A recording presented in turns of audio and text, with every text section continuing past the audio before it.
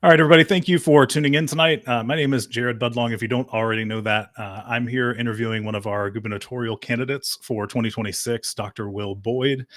We interviewed another candidate previously, and if another candidate wants to interview or wants an interview, I'm happy to do those. I care about this state, and I want our constituents to have as much access to our candidates as possible. So uh, that's the purpose of tonight. We went ahead and covered a couple videos and asked some questions ahead of time, or got questions submitted ahead of time. Let me rephrase, and I have those listed out. We're going to run through those as quickly as I can. I'm not going to rush Dr. Boyd on answers, but we do have a pretty good chunk of them to get through. So we'll get through those as quickly as we can. If you're watching live on Facebook or YouTube, if you put a comment in, I should be able to see that on my end. TikTok, again, in the pre-show, you heard I can't see your comments, and I really apologize. Please blame TikTok and yell at them because it's frustrating, and I can't fix it. So Dr. Boyd, why don't you give your spiel, so to speak, right? You're running for governor. Give your spiel, and then we'll jump into some questions. Well, I'm Will Boyd, and I'm so happy to be with you tonight. Thank you for inviting me to the podcast here. I'm running for governor because I want every Alabamian to have a shot at the American dream. You may wonder what that means. It just means that every person in our state has the opportunity to enjoy an economy that works for them, exceptional health care, an awesome education experience, and the list goes on and on. So I'm running because I believe Alabama has a lot of improvements it can make. I believe our state has a lot of people who are ready to advance and move forward. We just need the right leadership. And I believe this is the cycle that we have great candidates that can actually move us forward and go where we want to go. Cool. Well, I think I've said this to you previously, but I appreciate you running. Um, Thank you. I I I think you know this, but I attempted a couple of years ago, and that was kind of a Hail Mary pass at I needed to run because I didn't see other people saying the things I wanted to say for the gubernatorial candidates. So I gave it my fair shake as an independent. So you have a Thank you so completely different, much. yeah, you got a completely different perspective, but I appreciate you taking the time to run. So And I I've appreciate you.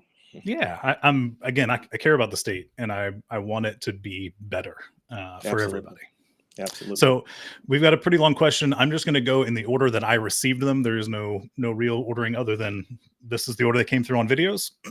So we'll start with an Alabama advocate asked, "Do you think it would be easier for Dems to advance in this state if we ran collaboratively on down ballots as opposed to running against each other on various levels throughout the race?" Do I believe it would be easier for Dems to advance if we ran collaboratively on down balance? Are they meaning a ticket type of approach? Is that what? Yeah, instead of having multiple candidates running for several positions, kind of saying, "All right, cool, we've found a pick. Like you run for Right. governor, you'll run for Right. lieutenant governor, you Right. run for whatever Right, else." right. We've called that before, someone getting the nod or the tap on the shoulder. Yeah, I think it's great whenever your party has candidates who are qualified and ready to go. I don't ever believe that you should stop a person from running for office, but I do believe if we are better prepared, preparedness and connectedness is the key. Having people prepared to run is great, but I believe even that system could be flawed because you might have someone that people think within the party is right when the people have a totally different idea of who they want representing them. So I think it's always great to have, competition, almost like a capitalism type of approach, letting the market drive rather than having one person be the person. Obviously, you can see my presumptive nominee on the Republican side may very well be Senator Tommy Tuberville. It looks as if that's a perfect case, right? Where they've all agreed he's the one. Is he right for the party? That's for them to decide. But right now, I believe I'm the best shot to win and see a great victory over Tommy Tuberville in November 2026. I fully validated response. Like that's it's a well thought out and a great response. All right, so same person had another question. I wanted to know about your views on gender affirming care for minors. My approach to healthcare, generally speaking, is that I don't believe the government should step into any healthcare procedure relating to women, children. That's between the parents, that's between a woman and her healthcare provider. So again, that's something parents have to decide.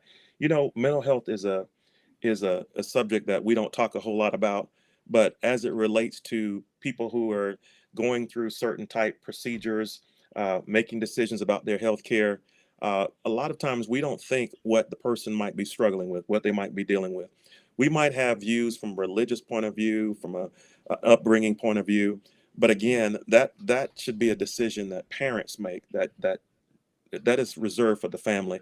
I don't believe in governments just poking their noses in every procedure, everything. Again, that's reserved for a parent or a woman who's going through a healthcare crisis or making a decision. Fair enough. All right. Next question is from Blue Dot, and they're asking that, or rather, how being a pastor, how being that he's a pastor. This was direct quote or direct copy from the comments. Ask how that you're a pastor. Do you plan on keeping the divide between church and state? Absolutely. One of the things I've been saying is that I'm not using my faith as a weapon, and I think you see people do that every day in government. It's okay to have your background beliefs. It's okay to have the way you again we're brought up. You can have values. You can have principles, precepts that you live by, ideological ideas that you submit to or subscribe to. But as this race is concerned, I'm not running to be the pastor of Alabama. I'm running to be the governor. And so, no differently than a coach could silo the fact that he coaches a baseball, basketball, soccer, hockey team, and or she comes along and says, "I'm going to be a senator or a governor." Also, we should respect the fact that somebody who's a man of faith or a woman of faith, a person of the cloth, chooses to make this decision. Some of our first leaders in history, first Speaker of the House, I believe his name was Muhlenberg. He was a minister.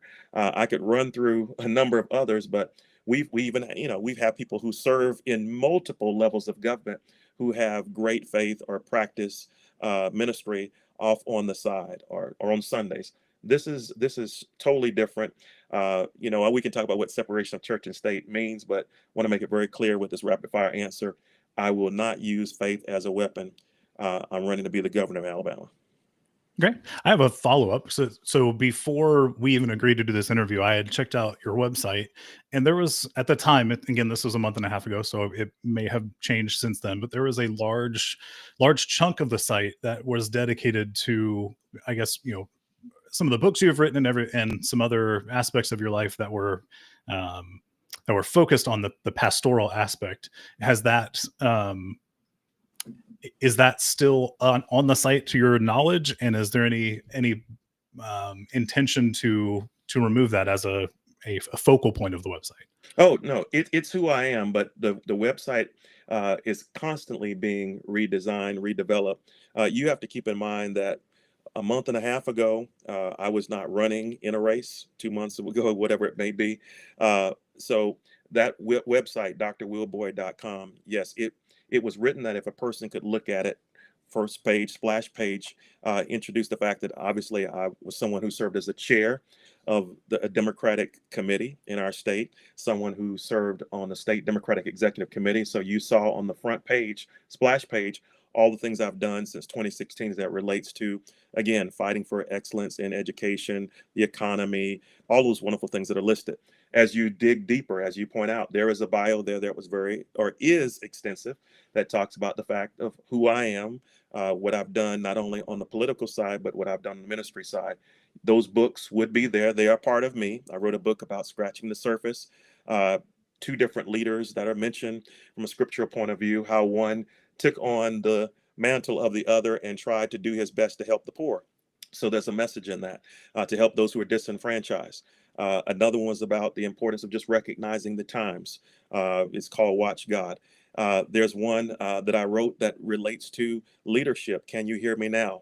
And it's more of a doctoral dissertation type read that goes into the deep dive with statistics and ultimately points to the fact that if you're going to be a great leader, you have to be willing to come out of what we call dark leadership. Dark leadership is a leadership that takes advantage of followers for personal gain. It's the person who operates with Pyrrhic victories in mind. They'll be like a president who will do anything just to say, I won a war. So those books, if you dive into them, aren't books that you read that would be scripture and verse. They're books that help anyone become a better servant leader, because that is what my passion is, helping people to serve. And that's one of the reasons why I'm here today, to be a servant to the state of Alabama. Okay, appreciate it. I think that explains the why I got the feeling I did when I first saw the site. I think it was before, everything got taken over. I didn't realize the site existed prior to Oh, the yes, sir. election process. So that's Yes, probably sir. what happened. I've Gotcha. been serving in some type. Well, I've served in office before even moving to Alabama. But long story short, really since 2016, I have been working with unions. I have been working, as I said earlier, serving as a chairman of the Lauderdale County Democratic Executive Committee. I was elected twice, 2 terms. That involved me making sure we had candidates on the Democratic ticket who were qualified, making sure we trained candidates, making sure we had poll watchers, making sure we had people trained to understand what election procedures were not valid. It involved me working with probate judges, and if there was something that went wrong in the election process on election day, we had to notify him or her. Even involved after the ballots were turned in and watching over the numbers as they were coming in, pouring in, me signing off on everything. Did that twice, State Democratic Executive Committee, et cetera. So the website was really a conglomeration of who I am. You're a tech person, so I'm also a mechanical engineer. Did some coding myself back in the day. Fortran 77, that might date me. We didn't have punch cards or anything like that at the time. Unix was out there, Borland C++, but WYSIWYG, what you see is what you get. I believe, like coding, it's right in front of you. It's who I am. I'm not hiding that I'm a bishop. I'm not hiding that I'm a patriarch. I'm not hiding that I oversee churches around the world.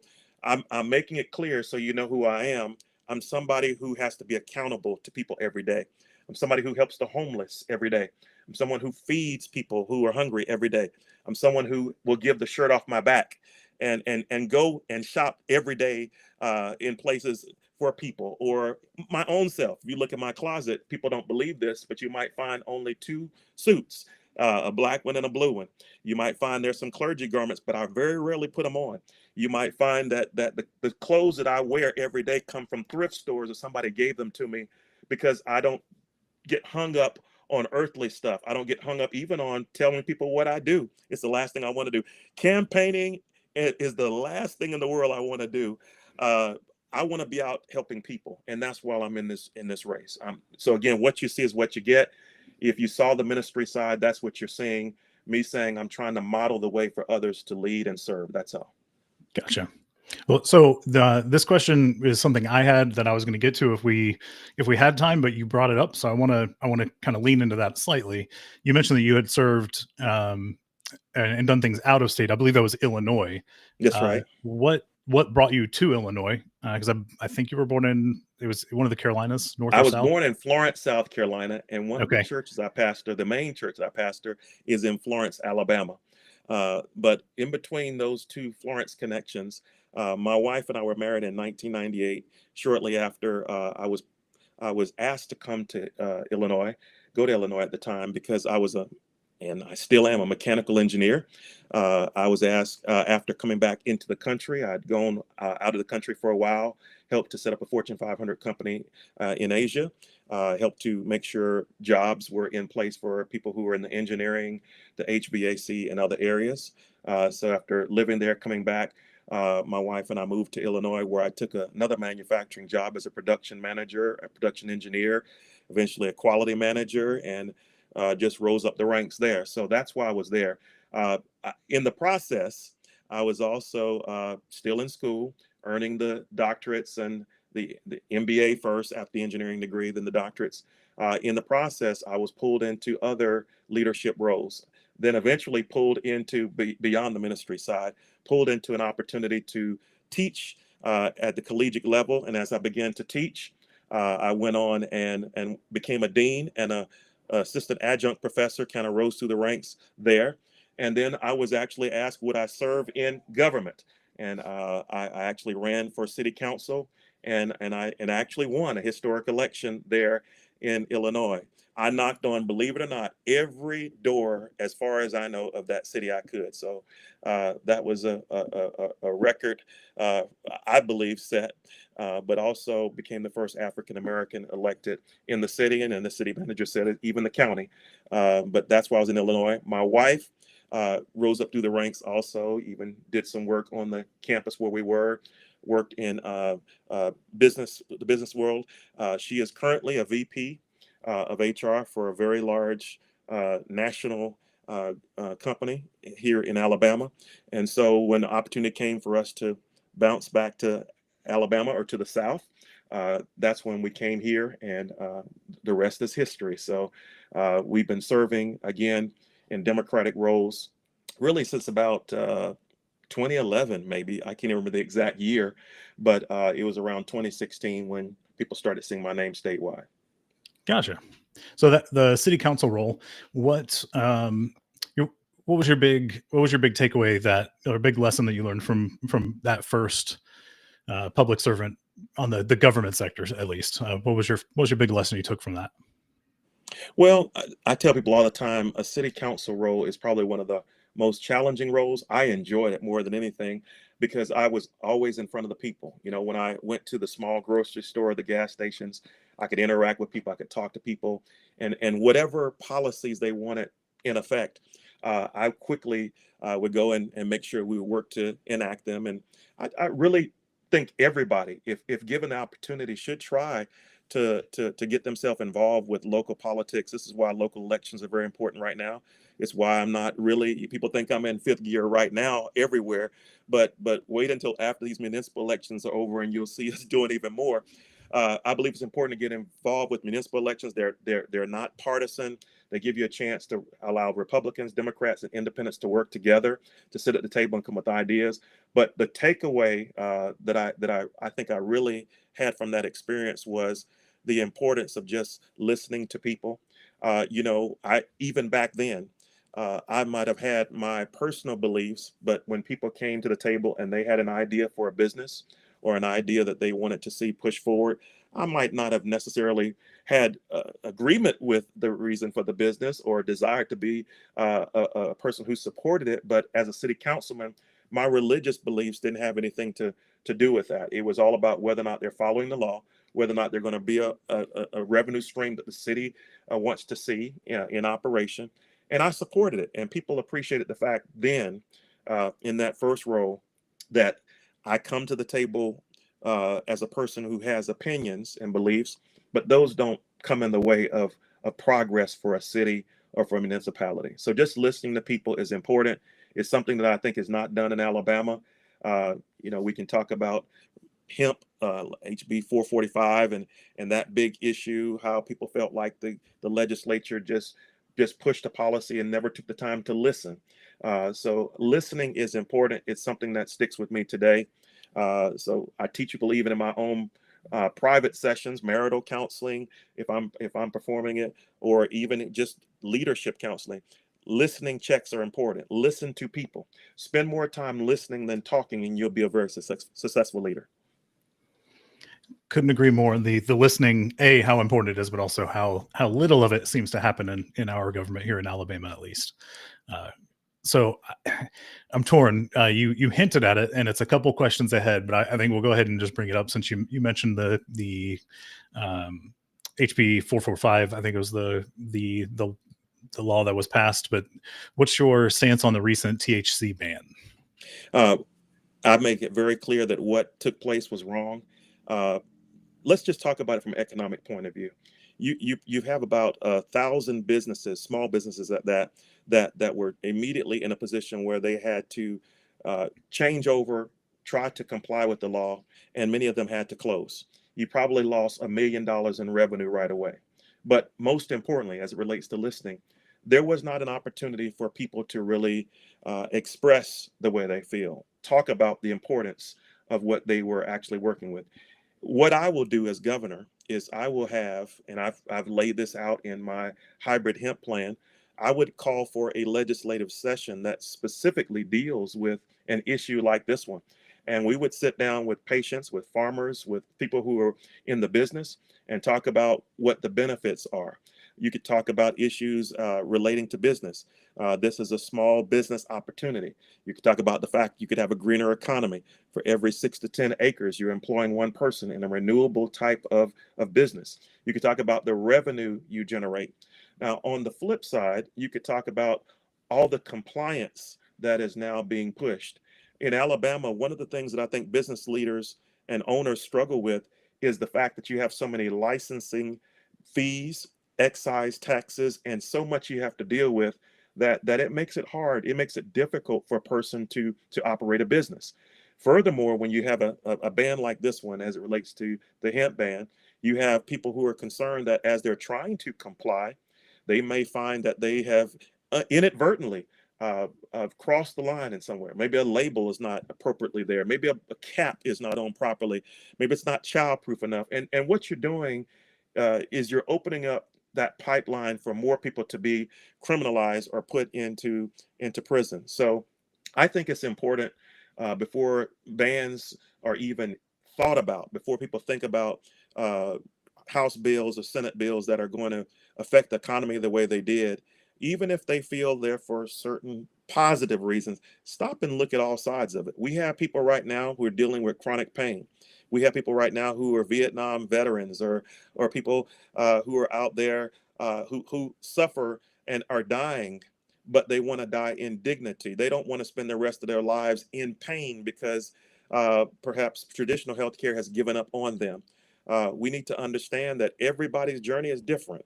And just again, because we have some beliefs about something as it relates perhaps to THC, to hemp, to gummies, or whatever it may be, that doesn't mean that we should push our views on everybody else. It's all about freedom and fairness, being free to make your decisions, whether it be healthcare, whether it be something else that relates to our economy, and it being fair. What happened was not fair to many people. It hurt many businesses. People still have inventory on hand. Some people took out loans to start their businesses. Where are they going? Let's talk about the fact that we have a budget shortfall already. Why would we cut out $1 million plus in revenue? It makes no sense.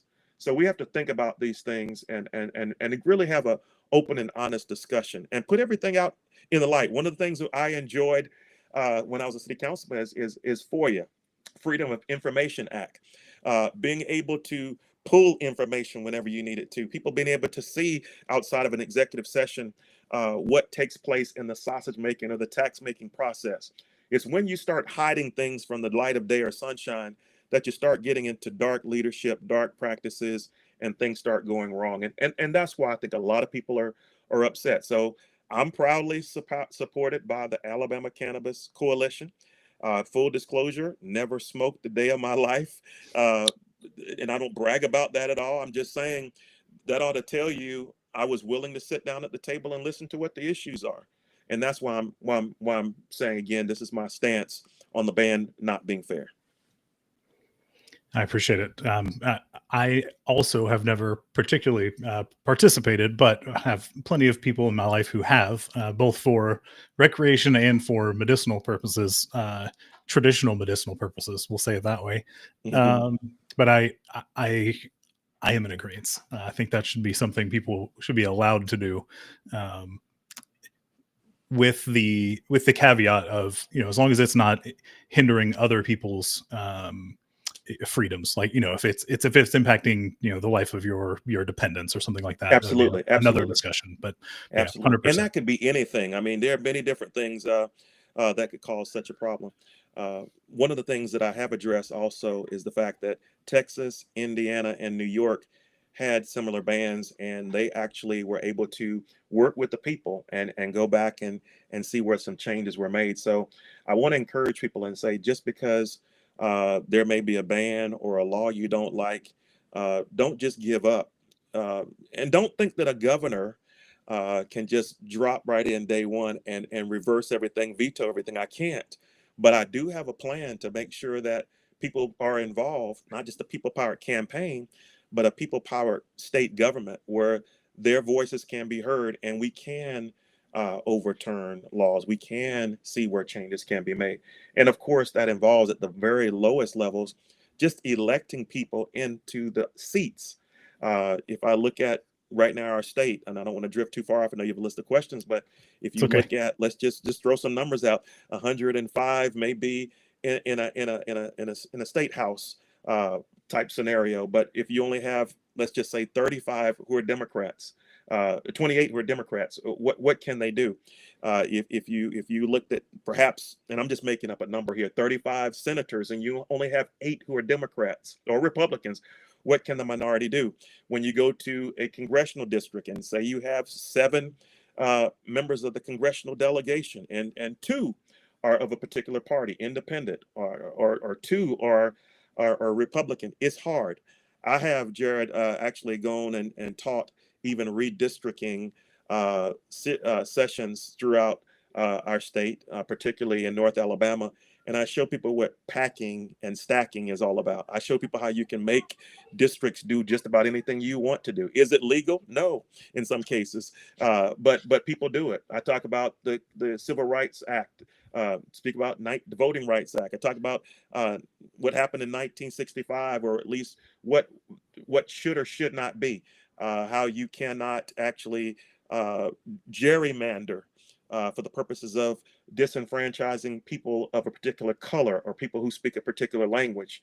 So I think it would empower people and help Alabamians to not necessarily just all go back and take a civics course or history course, but if we would get involved with the process a lot more, we would understand what government should and should not be able to do. 100% agree. 100% agree.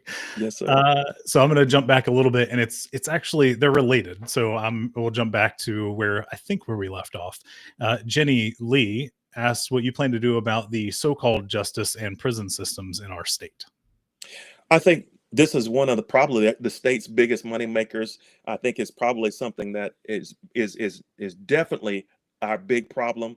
We award or reward people for punishing others. The prison system definitely needs a reform. If you go back and look at my TikTok videos, I've talked extensively about this, and at least one of them. Check out my thoughts about the parole board.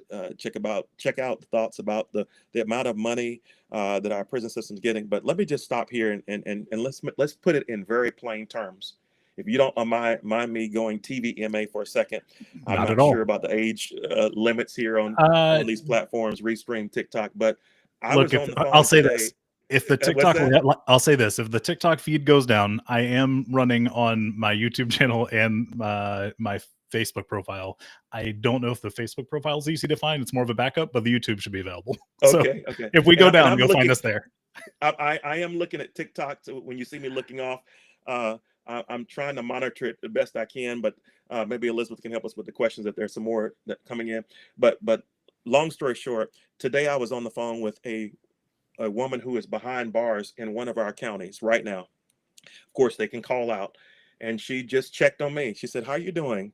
And she called me by the title. And I said, "I'm well. How are you?" And honestly, I wasn't the best. But when she said she was well, considering where she was, I immediately perked up. Long story short, you would not believe what people in prison are dealing with today. Whether you believe they should be incarcerated or not, it should not be that women don't have the sanitary products they need. It should not be that they're walking around with blood on their clothes days at a time. It should not be that you have COVID that is being spread and nothing's being done about it. People in prison, particularly women, are not getting on a yearly basis their pap smears. They're not getting the testing that they need to ensure, making it plain again, that they don't have breast cancer, right? I could go on and on and on. The prison system in Alabama needs to be reformed from top to bottom. The very fact that we are spending money trying to build high-tech billion-dollar prisons and not spending money in our failing schools ought to make someone stop and yell, if not be angry, or get involved with the gubernatorial election, right? Just get in a fight like you and I have, because we know that it should not be in 2025 this way. Now, I want to do everything I can to reduce recidivism and outside, help people transition back to life the way they need to be. But long story short, on the inside, we need to make sure that things are at least humane. as it relates to people who are there. There's a serious problem with overcrowding in Alabama of prisons. We have people who are there. We were talking about hemp a little while ago. There are people who are there for minor infractions, non-violent crimes. I talked to somebody today behind bars, I kid you not, who will be in prison almost 3 years with no motion for discovery. Let's make this plain. They are in prison and have not really been told the reason why they're there almost 3 years in Alabama. 3 years is a long time. That's 3 years this person, particularly a woman here, was away from her three children. 3 years she did not see them graduating from a high school or graduating from a junior high. 3 years she didn't walk them to the bus stop. Uh, and she was in her mind set up. This is our prison system in Alabama. When a person feels like they are going to get out and they cannot vote, there is no expungement. There is no hope of a better tomorrow. Guess where they're going to be in about 2 or 3 months? Back where they came from. It's a big cycle. We have a pipeline to prison. We need to fix it. We need to, even I addressed this last night while in Centerpoint at a community center. It starts, though, at the very beginning in Alabama. I'm leaving the question for a second. It starts with investing as early as pre-K. We may have the #1 pre-K in the nation, but if only 40% are taking advantage of it, if it's not fully funded, we are starting at the formidable years of a child's life and not even trying to help them get everything they need with wraparound services. So by the time they progress through primary, secondary, high school, and then get to the point where they're deciding whether or not they're going into the trades or going to college, if they go at all, might not choose to go at all, may go straight into some other vocational experience. They are already in a place where they can't compete globally. They can't compete in the job market. They're falling behind because of economies like ours. Maybe we have a system where, as I talked to someone yesterday, the public service loan forgiveness program is not meeting the agreement that it had a year or two ago. And now, even though they have tried to take out a loan for a house, they're wondering whether or not they can afford to make the house payment because now interest is accruing on the loans they took out that they thought would be forgiven based on them being a public servant. This allows them to fall behind, get in trouble. Some may wind up in prison as they're caught doing something they should not do, trying to cope with life. It's a big circle. Whenever you fix the economy, fix the education, fix the healthcare, and address just the basic issues, it leads to the prison reform we're looking for. But being very specific, we have to make sure we deal with overcrowding, stop awarding people for punishing in Alabama, and make sure we treat people behind bars humanely in Alabama. I hope that Jenny is either watching live or she catches the clip afterwards, because that was a very robust answer. I hope she appreciates it. We have another question. This one was anonymous and it was a bit longer, so I can't fit the full thing on the screen. So I'm gonna pop up the overview and then bring the up abridged version. Yeah, I'll bring up the full version just so there's full context. Yeah, I can see it. I got it. Well, there's more. There's more. So it says want you to clarify your position on abortion because back in 2022, excuse me, there was an interview where you said it was a states' rights issue, and went on to say that you believe in the sanctity of life. Later on, you agreed that as a pastor, you're opposed to abortion, but is concerned with rights being taken away.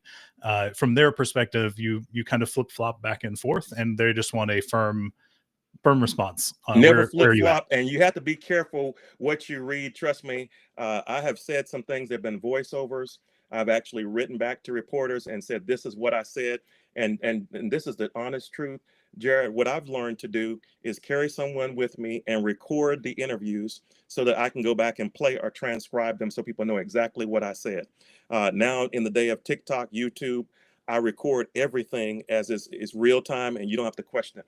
I do, as a person of faith, as a person who has lost a child, I do believe in the sanctity of life from beginning all the way to the end. That means that I'm a person who is concerned about whether or not people in Alabama can get to a point in the womb where they thrive. I'm concerned about whether kids born are going to eat. I'm concerned about whether or not people who are, as I said earlier, in prison are treated humanely. I'm concerned that people are able to get Medicaid, Medicare, affordable health care. But making it very plain, if we were on the street and I were dealing with that anonymous person, I would say, as I said then before, I believe in the sanctity of life, but I do not believe that there's enough room in a hospital room for a governor, for a state representative, for a senator to be there while the woman is trying to talk to her health care provider and make a critical decision. If that makes me pro-choice, it makes me pro-choice. If it makes me pro-life, it makes me pro-life. I'm just saying clearly, I believe that life is important. I believe that a woman should make her healthcare decisions with her doctor. I believe that as we deal with the states making these decisions, we've seen sadly in states like Alabama, where you have women who fall into the crevices and the cracks and they're in crisis. What do I mean by that? You have some women who are feeling like with in Alabama, where there may be a higher infant mortality rate, a higher maternity mortality rate. A woman might have a child, talked to this person just a few days ago, who carried a child 9 months and had to deliver stillborn, right? You have some women who find out early on, first trimester, second trimester, that the pregnancy will not be completed with there being a live birth.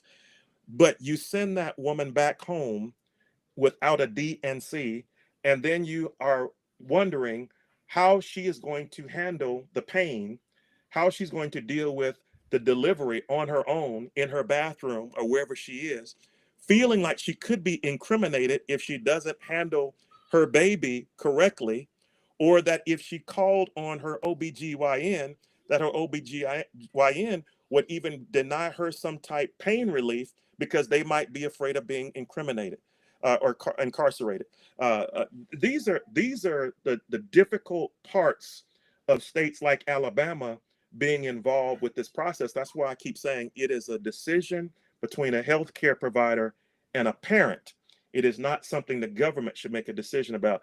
These people who are making these decisions, most of them are males, older males, who don't have any type business getting involved with the decisions these people who are having babies or families are making. That's just, there's no room for that. So, everybody likes to have siloed answers, especially now. We love people to be black or white, young or old, pro-life or pro-choice, pro-Second Amendment or not pro-Second Amendment. I make it clear I believe in the sanctity of life. I just don't believe the government should be involved with this process. Same thing I said for the gender affirming care earlier. Let parents, let women make their decisions. Anonymous, because I literally just wrote down anonymous. I don't remember who sent it to me. I hope that answers. I hope that answers the question. And if not, ask them to and Elizabeth, whoever can. I don't know if we're still on live. Yeah, it looks like we are. Yeah. If they need to come back and ask it again or ask it a different way, I'm here. I'm not going anywhere. So send them back. I'll say go to Dr. Will's profiles or the website, because you can fill out the form, and that works because I did it myself before any of this started up. Fill out the form and ask your question and get an answer back that way if you'd like it clarified further. So the next one is from the One True Guthrie, and they ask, what is your plan to strengthen public education? First of all, let me say I'm a former professor. I'm a former dean. My dad was a superintendent. My mom was a teacher and a nurse. My brother was the youngest superintendent in the state of South Carolina. My wife taught. I taught. Education is very important to us. I believe in a team-toe model, preparedness and connectedness. I believe that you prepare students, that you show them what they need. You prepare them developmentally with classes, perhaps like if you're talking about a college student, you prepare them. Maybe they're coming out of a single parent home or a home where neither of their parents ever went to college. You might have to put them in developmental math, 090, or developmental English before they start the 101 in the fall or the spring. And then when they're in their classes, I had oversight also of what's called professional assistance for student success. I would help take people who were perhaps not necessarily at the middle or even the top of the class in high school, and I helped develop them. I gave them skills to help them succeed, but the overarching keys are, again, preparedness, getting them on equal footing with others who are coming in at the 101 level, connecting them almost like the places you go model at the end of a career services, saying if you're going to become a tech savvy person, if you're going to become an engineer, a scientist, then I hook you up with a scientist while you are in college, so that before you make your final decision about where you want to go, that you're connected with somebody and see if that's a profession that's right for you.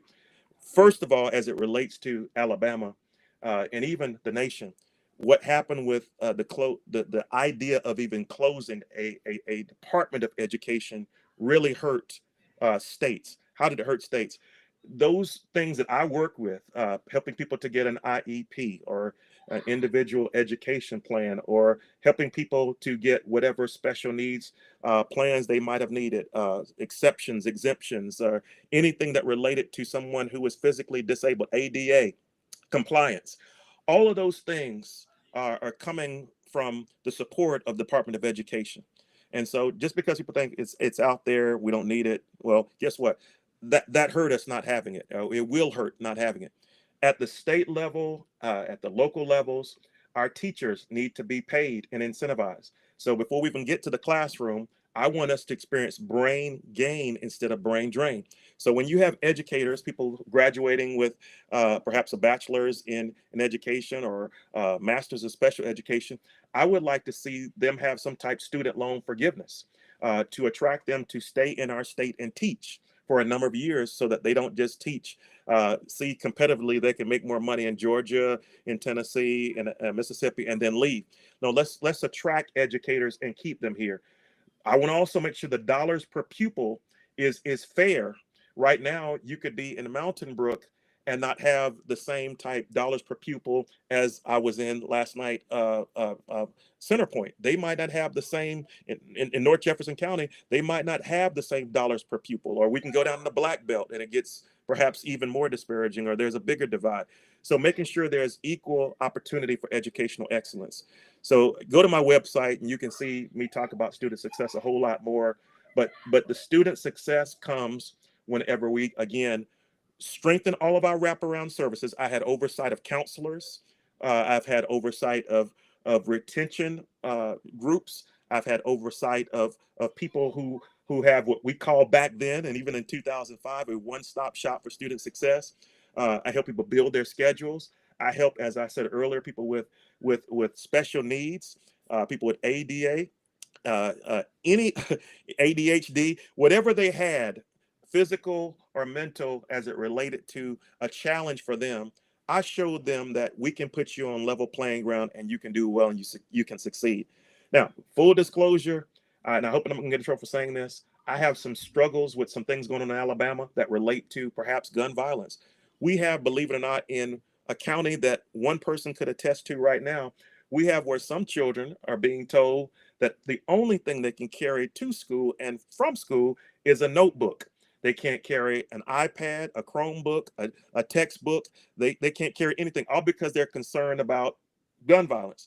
Should not be that our teachers have to worry about packing a gun in the desk instead of packing a lunch. Should not be that our kids are going to fall behind even Mississippi, Tennessee, Florida, and all these surrounding states, because we don't give them the proper tools to succeed. True story, there is a superintendent that I know that as of in the last 5 years, they were still using the same Bunsen burners in her school district that they used when she was a child, a younger person in high school. That's sad. So if Alabama is really going to succeed, let's make this very plain. Instead of investing billions in prisons, let's invest the money in education. I like it. And you actually hinted on something. You mentioned IEPs, and that's actually the next question. Okay. Regarding IEPs, how would you protect the children of Alabama if the federal government removes them entirely? And that's from Emily. Well, if you have young people who are on a college campus, you will still find that IEPs are allowed, available. You might have where the opportunities will come up for them to have special accommodations. They might need longer to take a test, and believe it or not, people who are in law school still use these accommodations as they're going through even that level of education. So we have to make sure, as governor, I will push to make sure that schools provide not only the wraparound services, but yes, everybody needs to have these special opportunities to have programs or special accommodations met, as every child's experience is different. Some of us learn with the kinesthetic, tactile. Some of us are visual learners. Some of us are active learners. We have to understand how people learn when we're teaching a class that has people that have no challenges whatsoever. But especially when you have someone who is a special needs person or a person who may have some challenges, we have to make sure we go out of our way to help them to succeed and to do well. It's our duty. It's our responsibility. Again, I keep using this word. It's all about fairness. It's all about equality. So yes, as governor, I would push to make sure that in our education system we see this statewide. So the only follow-up I would say slash ask, it's not in their question, but I think what they were hinting at is I think it's safe to assume that that's under attack. Whether or not it will come to fruition that those are removed, we can't guarantee anything, but that seems to be the path we're heading. Are Absolutely. there any plans for how to actually protect them? You've mentioned having plans for a couple other things previously. Just Is there like I anything? mentioned Yeah, I'm go ahead. sorry. Just like I mentioned the hybrid plan earlier, I think this is another need for an educational plan where we have another legislative session. You might say, well, you're calling a lot of legislative sessions. Well, I've only named one so far, but education is important. I think this is where we should call parents, teachers, special needs teachers out, people who have masters in special education. We should all gather around the table and discuss what's important, what's needed. Now, I know we have a state superintendent of education. Last night, I was joined by a member of our board of education while we were in a particular meeting in again the North Jefferson County area. It's important for them to come out and be a part of the discussions. I think when they hear clearly, when parents are able to articulate that their kids have these accommodations that should be honored, I think that's something that should be pushed for. It's this is one of those areas like pe- people obviously write and say, "Hey, are you going to pardon my brother? Are you going to pardon my sister when you become governor?" Well, no, I can't just do that. Are you going to veto a ban because you're governor? No, I can't just go in and veto. I can't change the law all by myself. This is one of those areas I cannot change, but I can use the bully pulpit.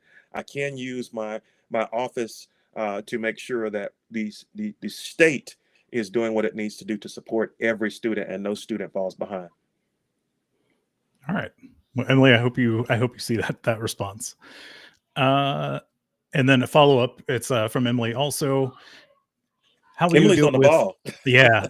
Well, and we've got a couple of those. We've got several questions in a row. So Emily also asked about how you hope to or plan to deal with the corruption in law enforcement and DHR. So it's a combo I question. talked to, yeah, I talked to someone last night uh, about how people have immunity in certain cases in politics, in the law, and full disclosure, I know what it's like to have a family member that's been killed by a rogue law enforcement officer. I'm gonna say it again: a rogue law enforcement officer.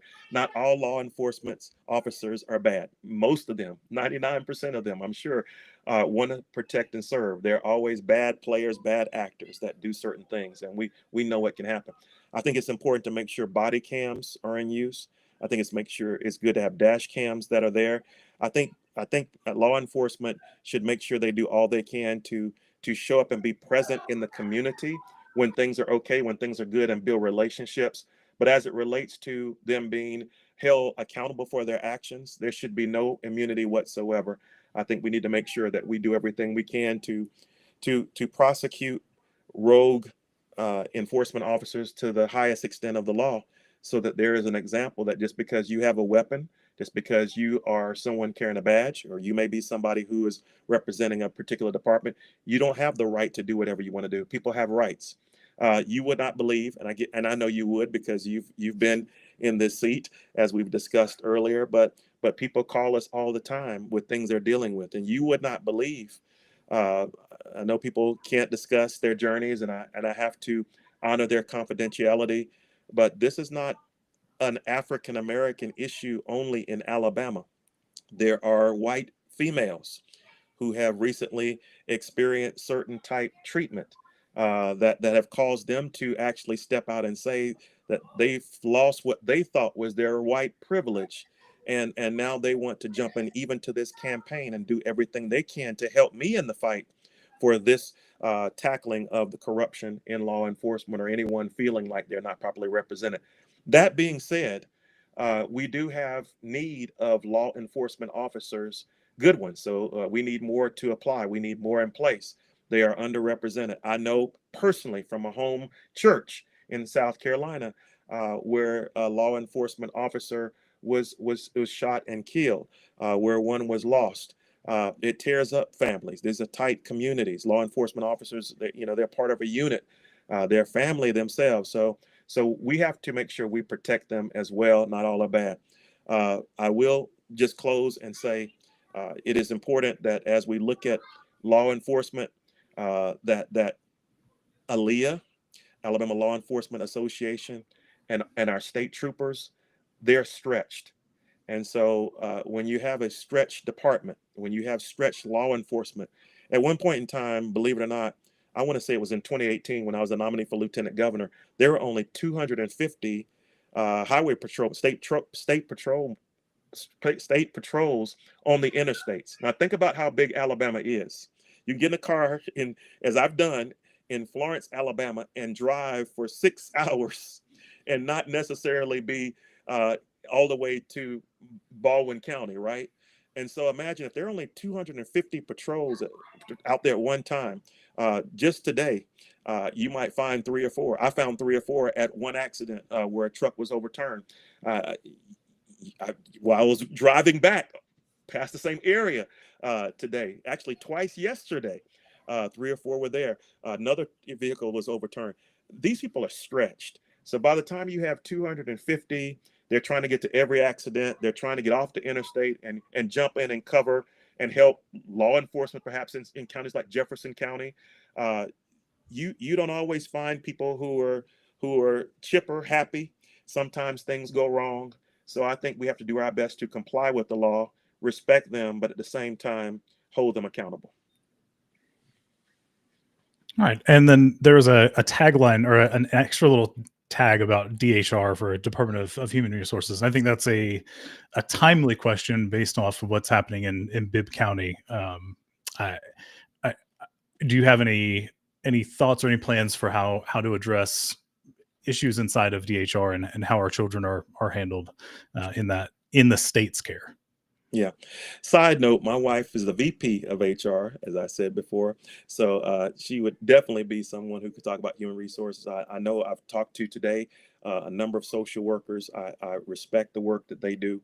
But as it relates to what's going on, you mentioned Bibb County. Uh, I don't want to put any county on the spot as far as negative things are concerned, but there's a human trafficking issue, as you well know, that is just out of hand. There are people who have a number of cases out there that need to be addressed. So I think, yeah, it even in DHR, especially in areas where you have people who are out there experiencing the hardships of life already, we definitely need to hold people accountable and make sure that we have people who are really concerned about the people of Alabama. We don't need anyone in human resources, anybody providing social work, SWK as we call it, out there who does not have regard for life, respect for treating seniors with dignity, looking out for our children. Everybody needs a fair shot in Alabama. So yes, we need the same type enforcement that I push for on the other side in DHR as well. All right. The next question is from, I think it's going to be pronounced Jeremiah or Jeremy. There we go. It's a username on TikTok. But what is your doctorate in? Because I don't think we've covered that. Well, here's a tricky one for you. I have a few, but I don't talk about myself often. I have a doctor of a PhD in religion to start with. I dealt with a number of religious issues back in the day, but I also have a doctor of management and leadership. I have a doctorate that relates to psychology. I have a PsyD, is what it's called, a doctorate of psychology with a Christian worldview. I have a diplomate in traumatology. I have been to school a long time. So I have a honorary doctorate of divinity. I have a doctor of science, another honorary degree. So I have quite a few doctorates, but it's just easier rather than calling myself a philosopher, a psychologist, calling myself, or I'm Will or Dr. Boyd or Bishop Boyd or wherever it is. But say two things. You don't have to call me doctor. I say just two things. Don't ever call me late for dinner, and don't call me collect. So whatever you call me, it's up to you. Fair enough. But I also have a Master of Business Administration. So in progression, and I never answered this way, but the question was asked, and people have a right to know what their governor's educational experience is. I graduated with a Bachelor of Science in Mechanical Engineering from the University of South Carolina. I also have a Master's in Business Administration. My wife and I earned them at the same time, both of our degrees at the same time, over 20 years ago. And then after that, I earned my first PhD. After that, I earned a second, the PsyD, the DD, the DSC, on and on and on. Just finished student loan payments about two years ago. And of course, that public service was able to help me as well in the process. So I did it all because I'm a continuous learner. And even as it relates to this governor's race, as it relates to me serving as your governor for 4 years, my plan is to learn everything I can. I enjoy learning. Everywhere I travel, you might laugh at me, I carry books with me. I have iPads with me. I have my phone with me. If I'm at getting an oil change, I'm not just sitting there playing a game. I'm reading a book. Or if I'm out and everybody else is enjoying the day at the park, I know I probably should relax and wind it down.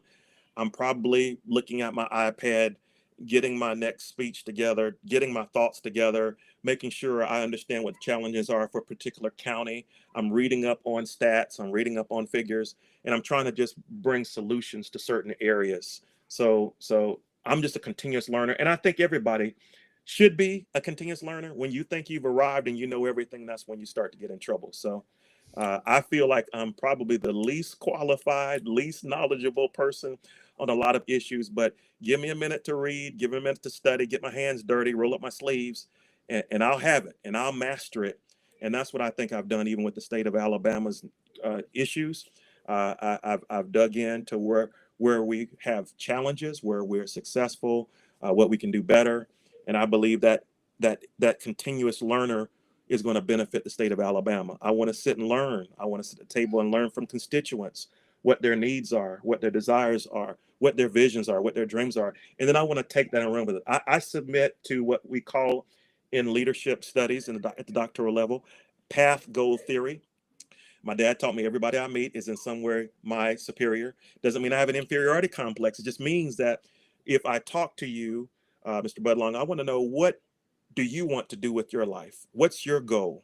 And then I want to look between where you are and where your goal is, what obstacles are there, path goal. So on your path, if there are any obstacles, I'm going to help you move them out of the way so that you can achieve. This is what we do with an IEP.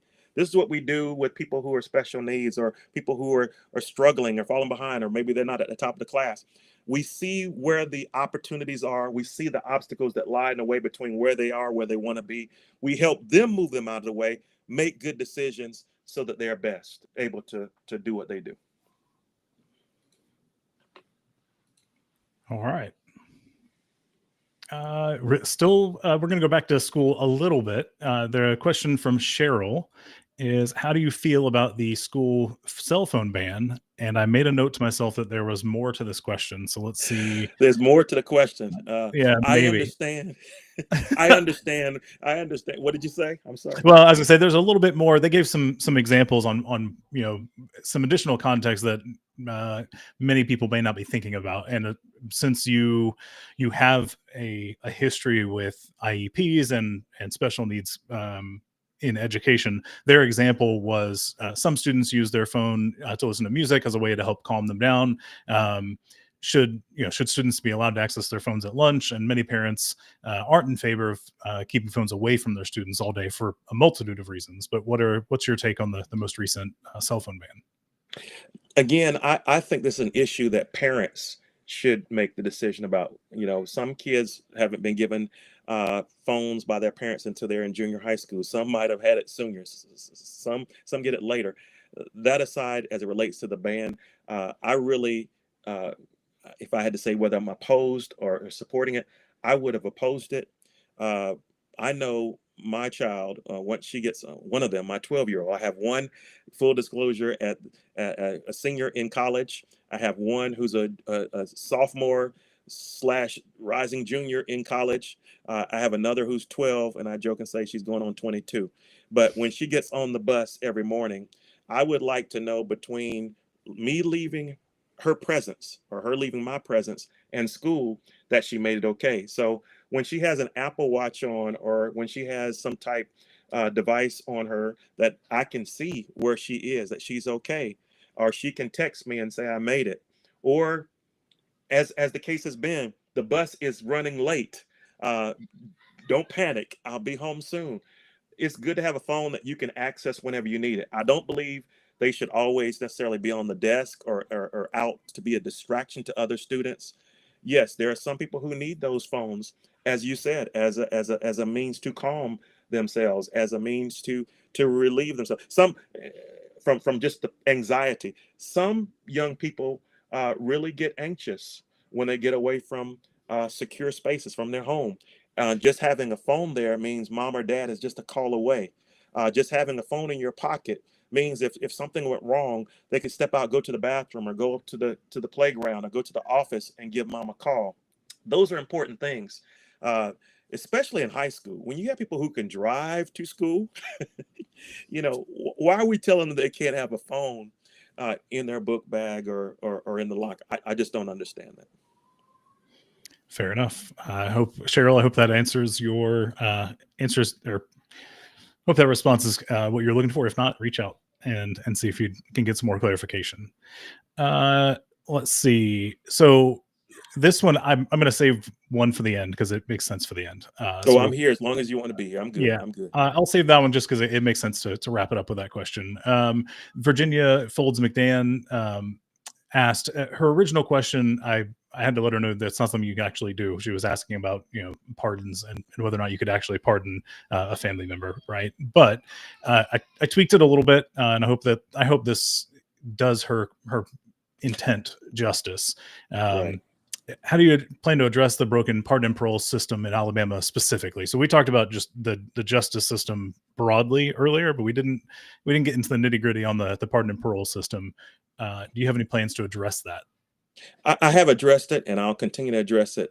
If you look at where we were years ago and where we are now, the percentages have dropped tremendously to the number of pardons that are taking place. But if you look at the amount, in terms of the parole board, that the variance between what dollars they are receiving, it's not moved a whole lot. So how is it that you can keep about the same budget, the same amount of money flowing into the parole board, but you, on a percentage, have dropped the number of people that you allow to be paroled?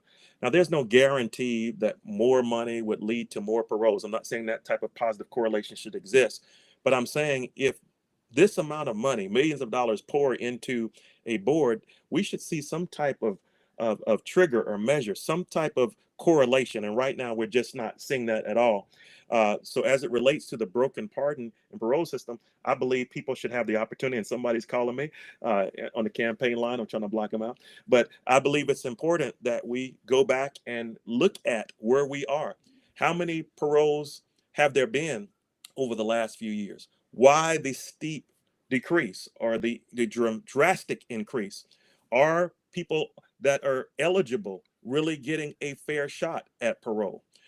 Again, as I said on the front end, uh, why do we have so many people with minor infractions, or people who were committing nonviolent crimes in a position where they're sitting in prison so long?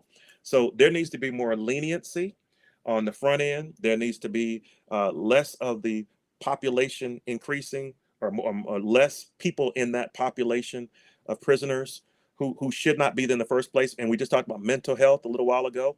There's some people who have been thrown in that population simply because they were asked, do you want to go to the local emergency room to be treated for a mental health crisis, or do you want to go to jail? Now, for whatever reason, they might have chosen jail. Is that fair that they're sitting behind bars? Is it fair that they might not be eligible for parole? The whole system needs to be overhauled. How we pardon people, how we parole people. So, as governor, you've already made it clear, what I can and can't do. But I certainly believe, yes, we should push for a second chance overall. I believe also when a person pays their dues to society, we should give them a fair shake, a fair opportunity to get out and succeed. Too many times recidivism is high because we have stripped them away from their life for 15, 20, 30, 50, 4 years, whatever it may be. And then we expect them to be integrated back into society with no type transition, no support system whatsoever. Life has changed. They went in when there was just a corded phone. Now there's an iPhone or an Android phone.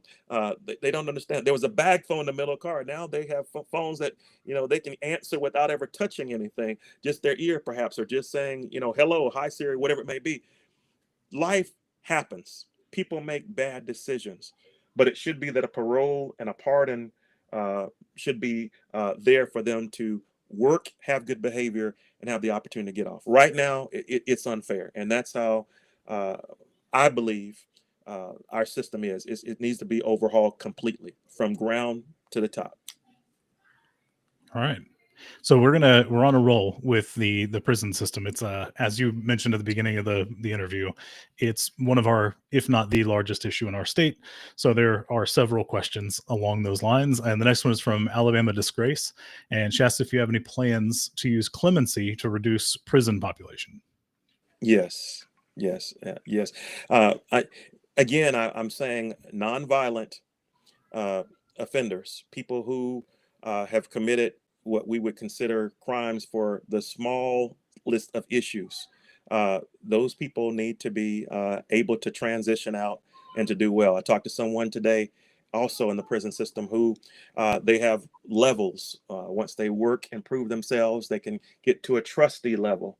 Beyond the trustee level, obviously, person proves that they are able to get out and do well in society. There are some people, believe it or not, in Alabama, who leave the prison system doors. They get out and do work in the society, and they check back in at night.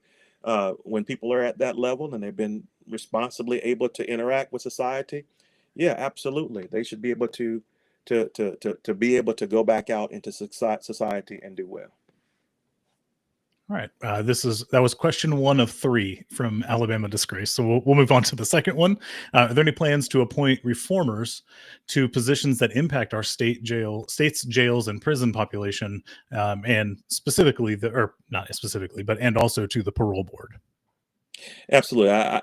As a gubernatorial candidate, I cannot tell people in advance, hey, I want you to work for me. I'm going to appoint you to this or that. But there are people in my orbit who have a passion to bring about the reforms that I'm talking about and impact jails and prison populations in the ways I've talked about tonight. I've already identified some in Alabama Disgrace. If you know some more, please send them to me. People who have a passion to bring about the reform. We need them there. The lieutenant governor's office and the governor's offices, I don't think people realize the number of appointments they make, the number of people that they can put in place. So please make sure you're recommending those people to elected officials or people to candidates like myself. But yes, I have some people, believe it or not, who work very close to me, who have spent time behind bars, who have a testimony that they have worked hard and they've come out and they've turned their lives around. I have people right now who work for the state that cannot serve on my campaign, Hatch Act, right? So they can't be governmental and political at the same time. But I would probably say the day that I'm sworn in, they might turn in their resignation from one job and be ready to jump in and serve in another. So yeah, I have a lot of people who want to bring needed reform to our prison system overall. So I missed a part of it because somebody was trying to get my attention, which I will go back and watch the full answer. But I do want to clarify one part about the parole board in case you didn't. Something that is different in our state to most other states, and is a surprise to people in other states, but a lot of people in Alabama also when it's brought up, is the entire pardon and parole process is outside of the governor's direct influence. Absolutely. It has been the laws have been rewritten. I want to say it was in the early 2000s, but it may have been prior to that. It was within recent history, but that power was given over to the Board of Pardons and Paroles, which is why I clarified with Virginia's question that I knew you couldn't do it, so I wanted to ask a different question. But the governor can appoint the board. The clarification's still there. That's right. The sticking point is that Yes. those appointees are not up to the governor. Those are picked by 3 people in our state legislature.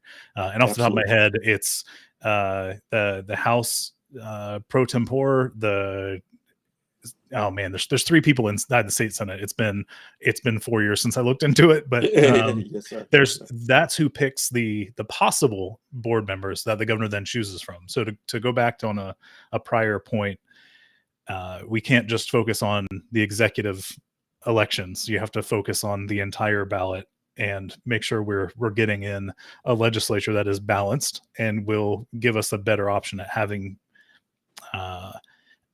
I will say, not on your behalf, but I will say on a better board that is more focused on getting people out of prison than keeping them inside, Right. because the numbers inverted almost like a 180 when the current chair took over. It went from 80% approval and 20% denials to 80% denials and 20% approval overnight. It was a very, Absolutely. very instant switch. And that's concerning. And the only way to fix it is to have that person, the board exchanged. And the only way to replace them is to let somebody else give us appointees. So that's Well, and you bringing up valid points. There is some executive action that I could take, like rapid reviews. I could push for those, right? So there's a backlog that exists. So we could push for a rapid review to make sure that we don't just have bottlenecks, as we call them in the manufacturing environment, where a lot of people are just stuck in the process. If we already have done all the work to see that they just need to be reviewed, pushed through, boom, rapid review.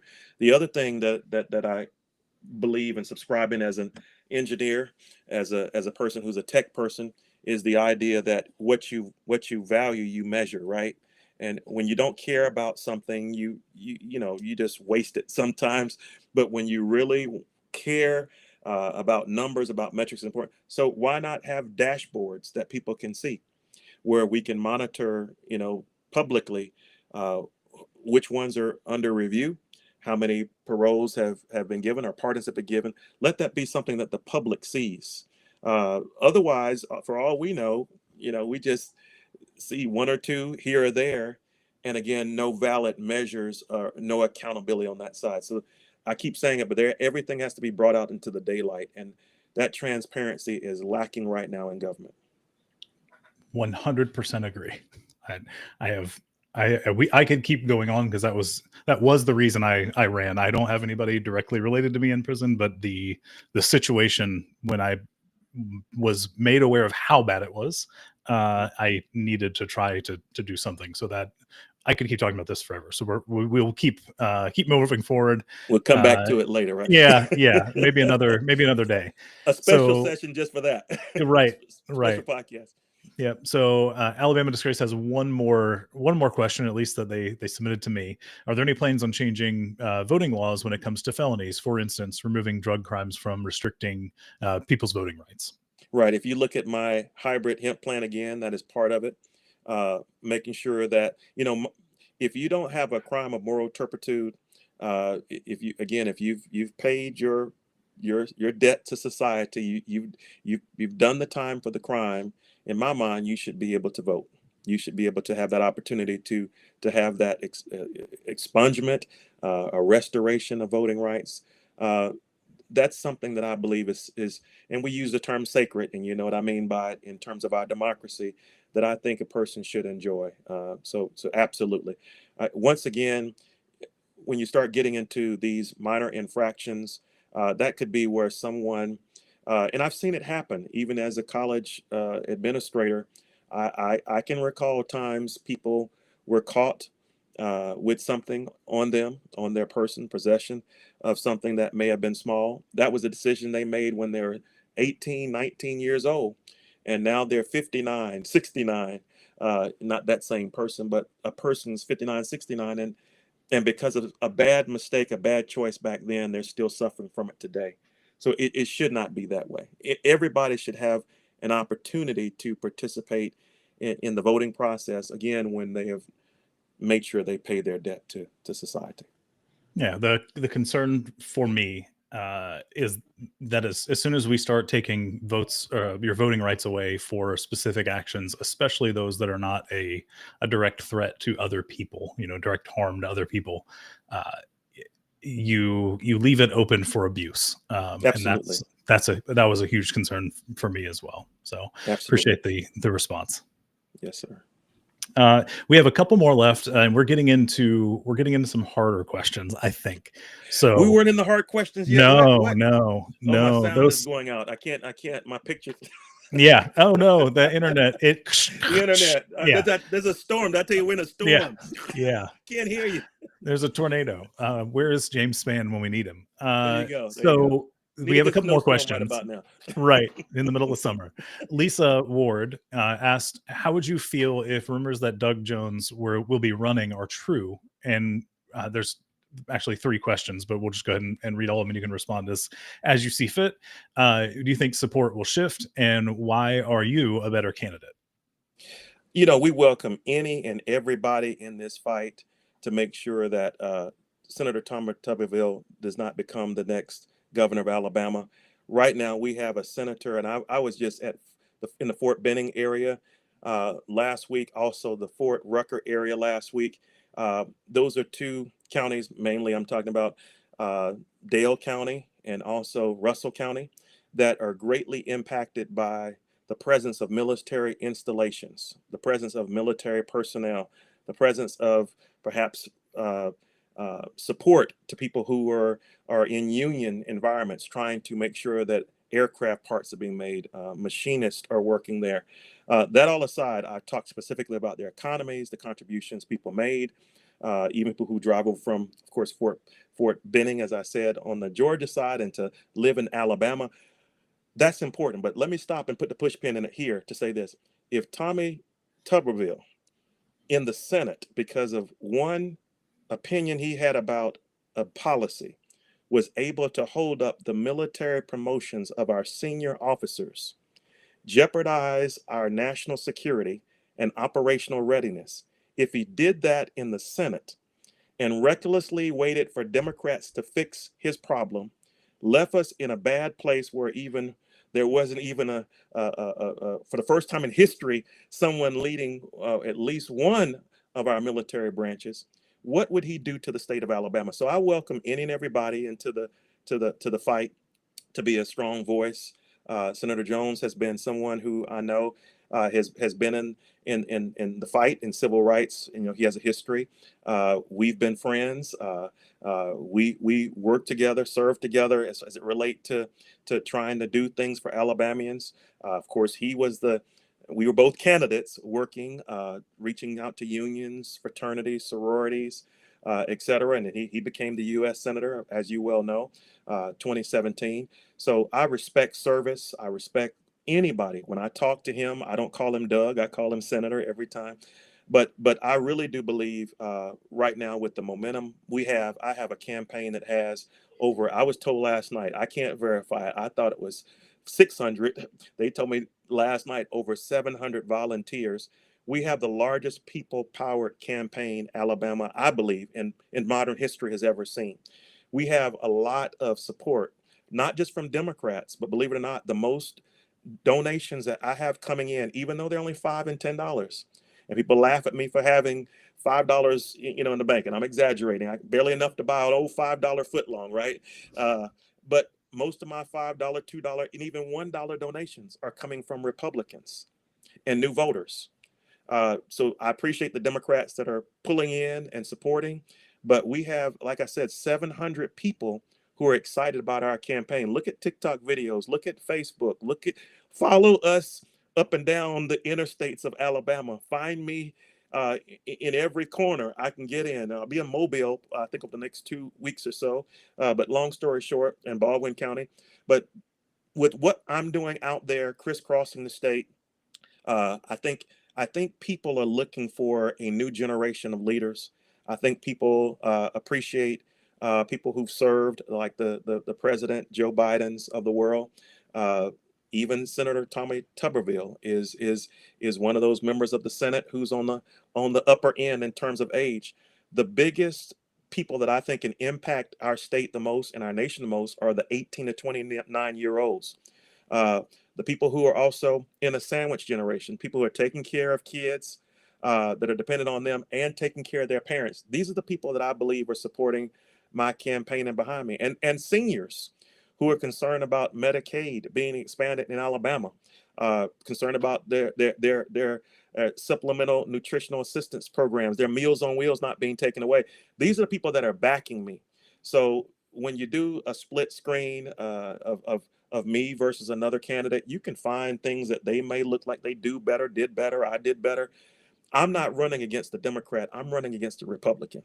And so again, I welcome anybody to the race, but I really truthfully believe if this is the race that my team and I are going to win, and we're going to win big. We have a lot of support.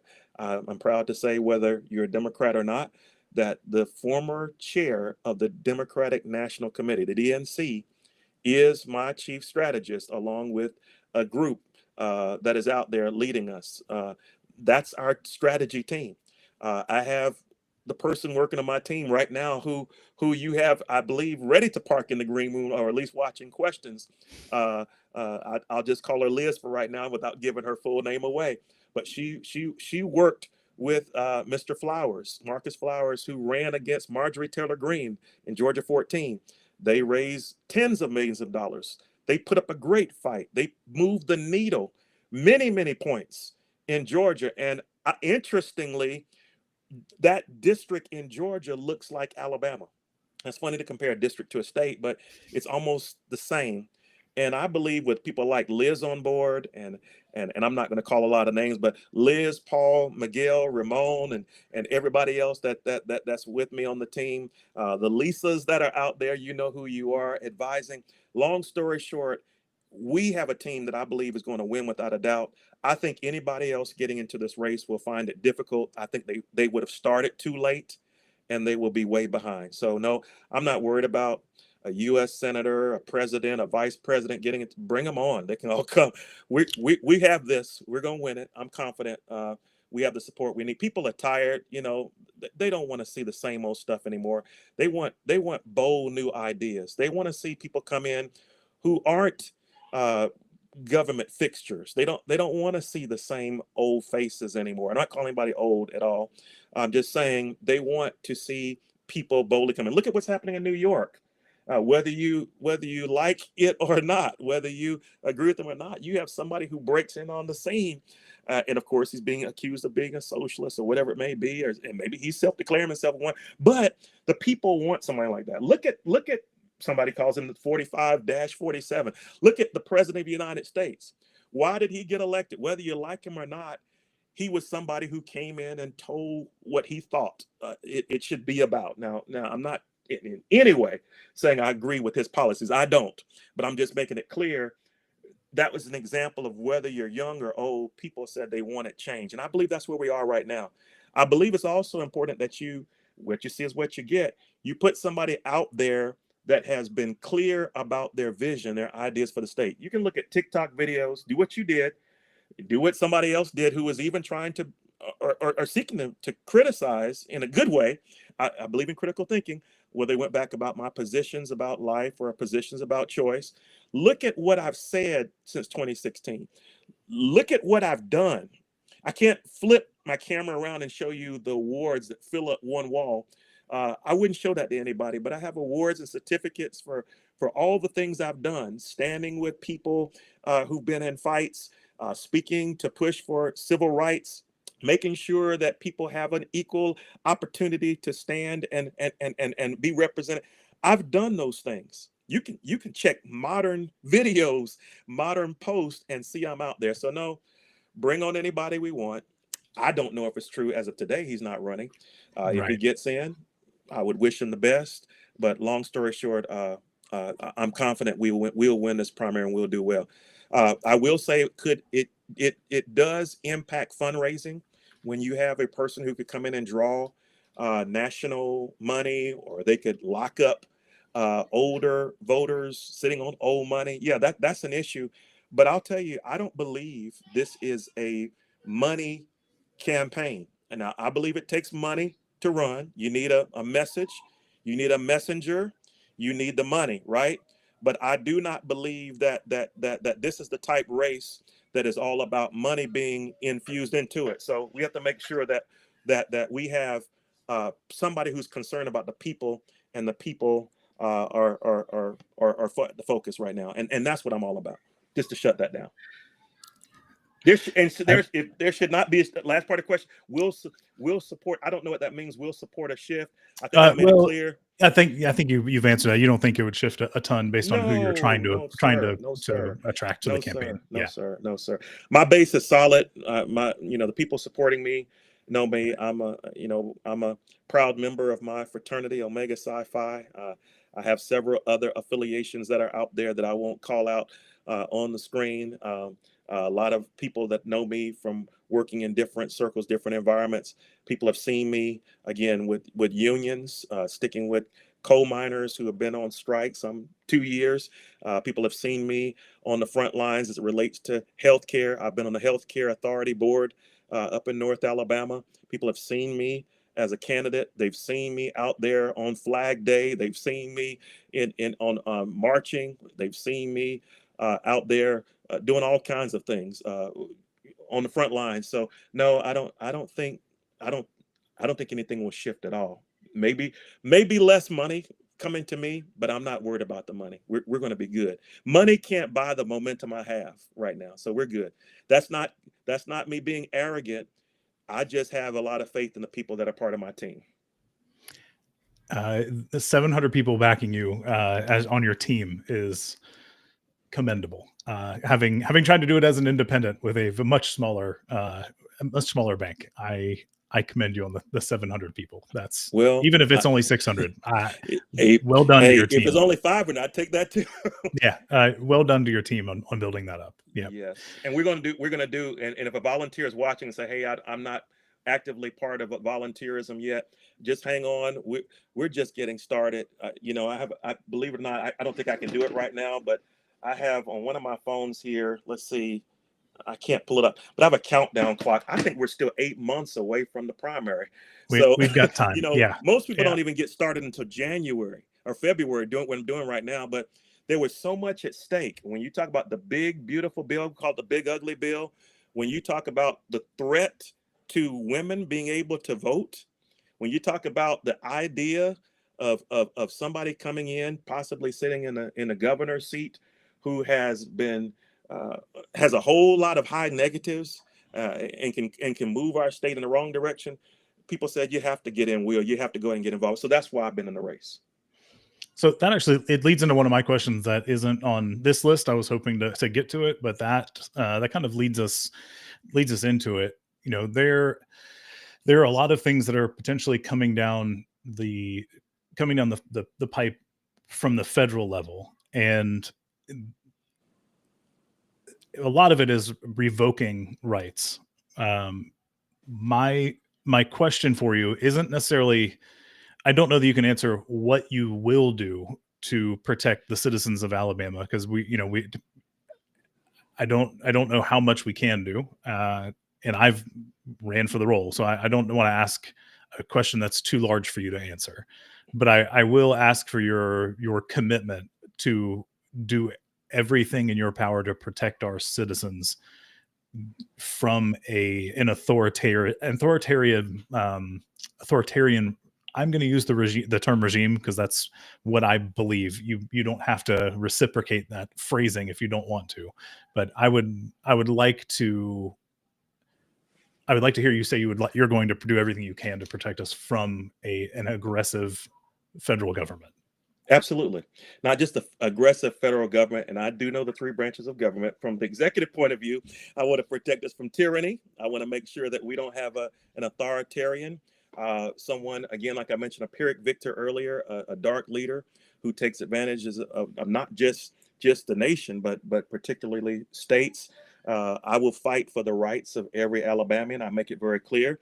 I'm clear even about LGBTQIA protections, people being protected in a protected class, as it relates to rights, as it relates to people feeling like they've been violated or their voice is being muted in some way.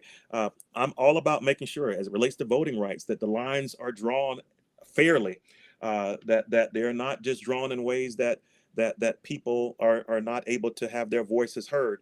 In any and every way I can protect the rights of Alabamians, I will do it. And I'm not a person who believes in pandering. I say again, just look at my record. Just look at what I say. Look at what I do. Look at what I do for a living. That's what I fight for, people's rights. I fight to make sure that people are represented. Sometimes I show up in courtrooms and I stand beside people in the jumpsuits, and make sure their rights are being protected. Sometimes in this campaign cycle, Elizabeth could attest that people email us and say, "Hey, I felt like my rights were being violated. I felt like ICE trying to detain me wrongfully was not right. What can I do?" And we get involved as much as we can. So I am proud to say that people have reached out to us, and just because of the nature of my uh, the type of hats that I wear, you, I don't want to publicize people's problems for a public victory.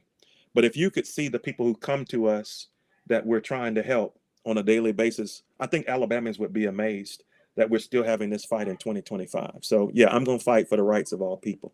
Uh, you heard me talk about states' rights earlier, or you heard again the person call in, and you know, we can get into why we are the way we are as a nation, what states should and shouldn't do. But again, this is why I think it's not just about me. It's about people getting out to vote their interests, vote what they think is important.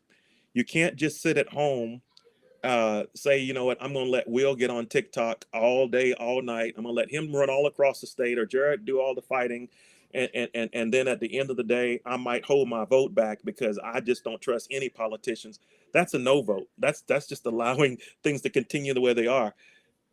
Take an active role in it. Get involved with government. Get involved with volunteerism. Get involved with your local election process, and make your voice heard. Show up at city council meetings.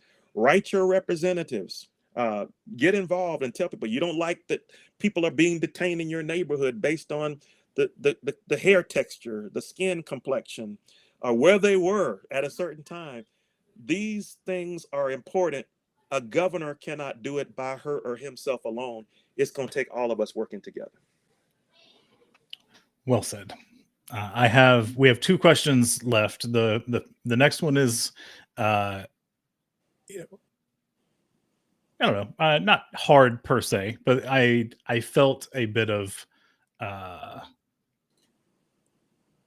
I don't know. I don't know the right word for it. So we'll jump in. Alabama hasn't elected a Democratic governor since '98. What makes you uniquely positioned to unite and lead the state? Sorry, I had to type this one up last minute. Across party lines through the challenges ahead. 1998 was the year my wife and I were married. Great year for us, right? June 20th, 1998. But I hear the concern, I hear the question, and I'm going to get in a whole lot of trouble for doing what I'm about to do with my strategists and my team. Uh, but long story short, if you have any clue what it means to have an enthusiasm gap, uh, look at it. Let me tell you what's happening right now. There's a big gap between Democrats and Republicans. What does that mean? Give you an example. Go back to the state of Illinois. That's a good one. 2010, 2 years after President Barack Obama was elected, the enthusiasm gap was close to 20%. In a blue state, President Obama just left. Mark Kirk was elected United States Senator, a Republican, because of the enthusiasm gap going in the opposite direction. Look at where we were in 2018, look at where we were in 2020, 2022, and you'll see what came out of those wide enthusiasm gaps. Did that mean we gained a Democratic senator? No, there was another factor involved that I'm very transparent about with fellow Democrats. I let them know some crossed the line and voted, perhaps for a Republican because they had other interests in mind, or they felt that a Democrat couldn't win. And so they went with a particular candidate here or there. Have nothing against, full disclosure, people who are in office right now serving.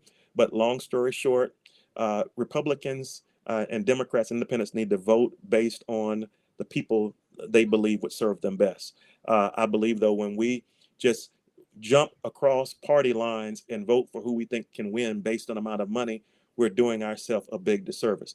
So the enthusiasm gap being as wide as it is, leaning in our favor, with us probably already by some economic indicators in what looks like a period of recession, with over 50% of Americans in a place where they know that their cost of living adjustments are falling way behind, and they're not even close to where they need to be.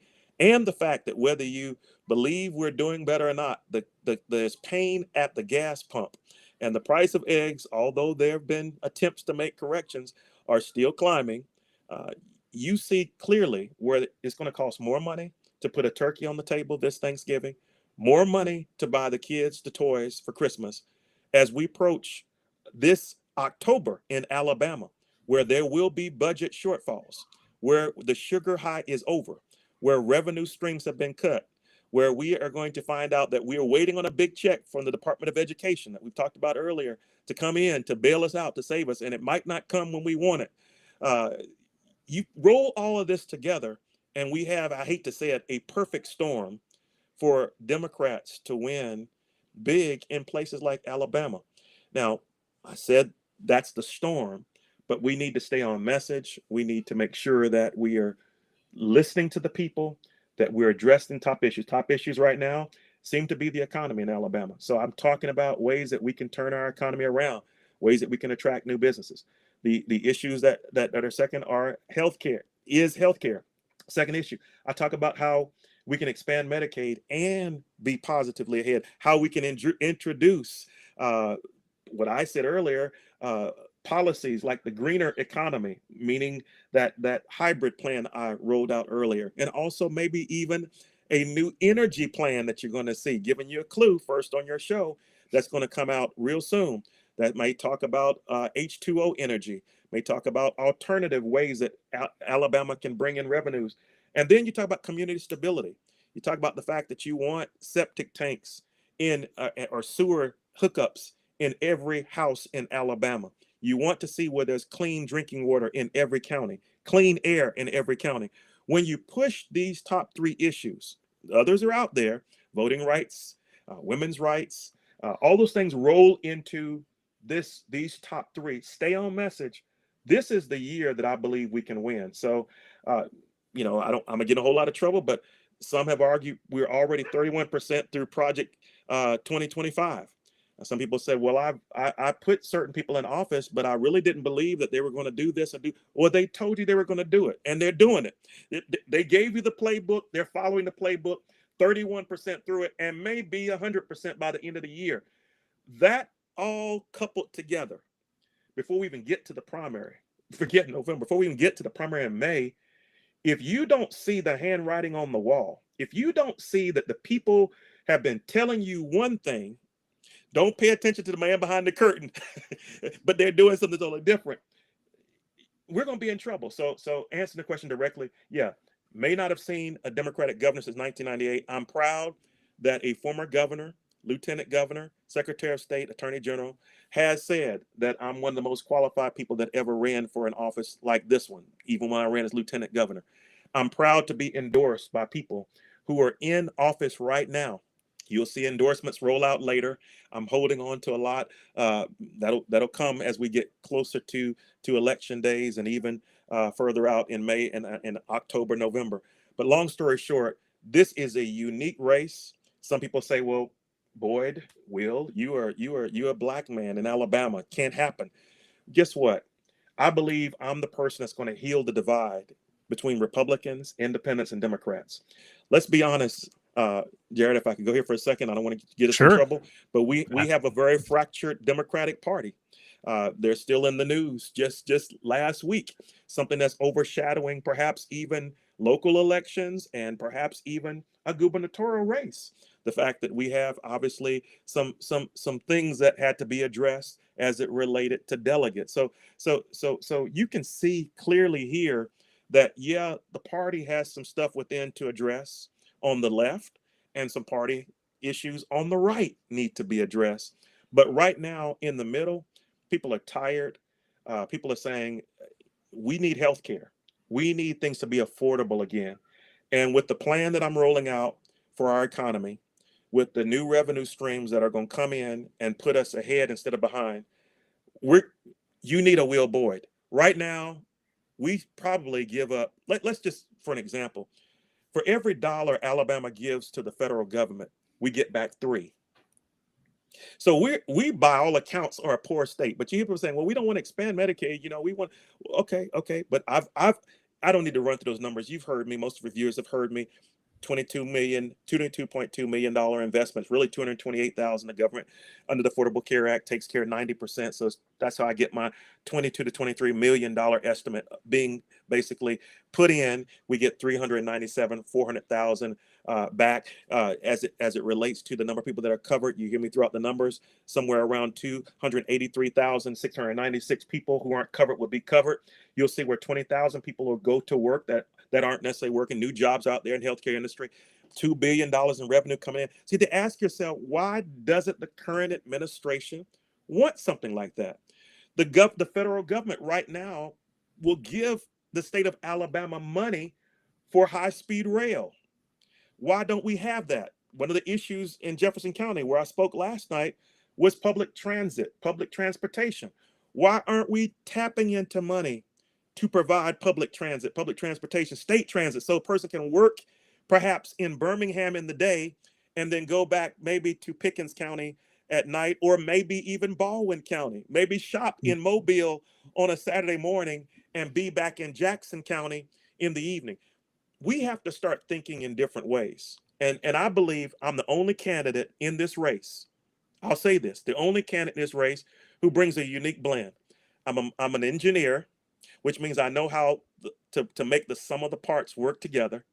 I'm, as I've said before, a man who is of the clergy in terms of practicing ministry. I have the compassion component. I know how to lead with compassion. I know how to include. I know and appreciate diversity. I understand equity. I come along as a therapist, somebody with a Christian worldview who understands that not everybody thinks the same way. People process things differently. Sometimes people get left behind inadvertently, but we know how to work and wrap around people to get them together. I come along as a person who's an educator, a dean and a professor, to help educate people along the way and say, hey, this is what we need to do to get where we need to go. And then on the other end, I'm the business professor, the business person who's helped people start businesses in Alabama, in different states, even internationally, to go out and do well. I can talk to people about how they can have a pro union environment and a pro business environment in a right to work state operating together. With all of that said, I believe I'm the right candidate. This is the right time for a Will Boyd administration to step in and lead Alabama forward. That's my long answer to this challenging question. It was one of the longer questions, so outside of the ones I had to abbreviate and give clarification, but deserved a long answer because it's a valid question. So It it is. deserves a longer answer. So I appreciate you jumping in and giving that. I do have one more question. I told you I was going to hold it to the end, and it'll make sense why as soon as I scroll back and find it in my list of questions that I can pop up. All right. So somebody goes by English, asks, how can we best support you and your campaign? Oh, wow. Well, I appreciate that, English. The best way to support my campaign is going to drwillboyd.com. And there you can navigate through everything we talked about tonight, my policies, my platform. But there's a donate button. As soon as you hit drwillboyd.com, there's a blue ribbon at the top that says click here to donate. Click on that. It'll carry you off to an ActBlue page. It's very secure. And again, we appreciate anything 5, 10, 15, 20, 1,000, 20,000, 2 million. I welcome it all. I'm in a unique place in this constitutional office campaign in that I'm not restricted. So one person can give any amount of money. We don't have any dark money. We won't take stuff from dark places. But anybody who can give, anybody who believes in our campaign, I'm asking you, please, please, even though this is a people-powered campaign, it takes money. I do have a staff. I do have a team. And I had to convince some people very recently, say, well, why do I need to give, now? Should I wait till later? No, I am paying people now. I have a call time manager. I have a social media manager, a social media team. I have strategists. I have people who are working. Believe it or not, we had to hire a phone banking team that's 24/7, able to take messages for us. We have people that are doing all kinds of things for us. So we need money. I need your help. So drwillboyd.com. Please go there and donate. Probably one of the most important things I could say tonight. I need your help with this campaign. Am I concerned about the amount of money going to the other side? No, not really. As I said earlier, they can't buy the momentum we have, but we need your money to succeed. Let me wrap it all up by saying this. You probably can't knock on every door like I can or like my team can, but let your dollars do the knocking for me. If you would, again, just give. You can even call yourself a recurring donor. You can choose the option where you just give $5 a month or $10 a month. All of that adds up. We'll take any help that we can get. So again, thank you for the opportunity to come along and to make that pitch for money. It's something we need. I dial for dollars all the time. People just don't want to give. Now in Alabama, they don't trust a lot of leaders, but I'm thankful for all of the donors who have given to date, and I'm looking forward to seeing a whole lot more following this podcast as well. All right, I have a follow up then, because you mentioned taking money up in large sums, but not from dark money. Uh, it wasn't asked specifically, but you bring it up. So what would you consider dark money? What are the groups that should not try to donate, that you don't want money from? I can't sit and name every group that I would not take money from. That would be like me trying to tell you every number I'm going to How about block. categories? I would simply say this. First of all, anytime I'm getting a labor check or organized labor sends me a check, believe it or not, people don't realize it, that comes from a political action committee. Anytime a larger entity, could be, I don't know, lawyers, doctors, physicians, whoever is giving me money, that would likely come from a PAC. I would not accept money from a group that does not line up with the ideas that support my platform.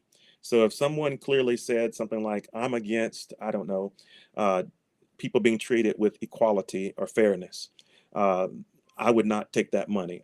But dark money, I mean, where people funnel money from one place to another with no trace whatsoever, and you don't know who really gave it. Citizens United really hurt our country in terms of people being able to treat corporations like people.